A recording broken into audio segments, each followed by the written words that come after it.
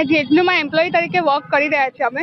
આજે અહીંયા રેલી કાઢવામાં આવી હતી, જે શાંતિપૂર્ણ રેલી હતી. જે પણ ત્યાં થયું કાશ્મીરમાં પહલગામમાં, તેના માટે ખૂબ દુઃખ છે અમને લોકોને, અને એ અપીલ કરીએ છીએ ગવર્મેન્ટને કે તે કડકથી કડક કાર્યવાહી કરે એ લોકો પાસે, અને જેમના જે સ્વજનો ગુમાવ્યા છે એ લોકો માટે ખૂબ જ દુઃખ થયું છે અમને. તેના માટે શાંતિપૂર્ણ રેલી અમે આજે કાઢી છે.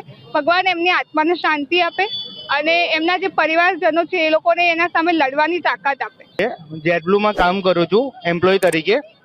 અમે લોકોએ આ દેશમાં જે આતંકી હુમલો થયો છે પહેલગામમાં, તો એના રિલેટેડ આ દેશ ખૂબ જ નિંદા કરી રહ્યું છે. જે પણ આતંકીઓ આ સંગઠન જોડે જોડાઈને જે કામ કરી રહ્યા છે એ બહુ નિંદનીય છે, અને એના સામે અમે સરકારને નિવેદન કરીશું કે કડકથી કડક કાર્યવાહી કરવામાં આવે અને જે પણ ગુનેગારો છે એને જલ્દીથી જલ્દી એની સજા મળે. એ માટે અમે લોકો આજે કેન્ડલ માર્ચની યાત્રા કરેલી છે, જે સ્ટેડિયમ સર્કલથી લઈને પંચવટી ગાર્ડન સુધી જેટબ્લુ દ્વારા આયોજિત કરવામાં આવી હતી. ઘણા બધા આજુબાજુના સ્ટોરના એમ્પ્લોઈઝ વગેરે આમાં જોડાયેલા હતા.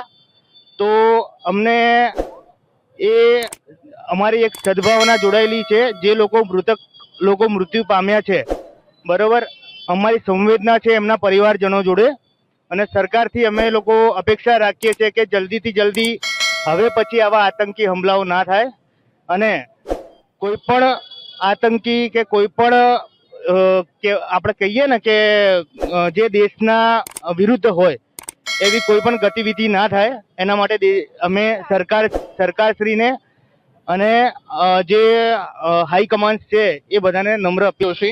જેડબ્લ્યુમાં HR ડિપાર્ટમેન્ટમાં કામ કરું છું.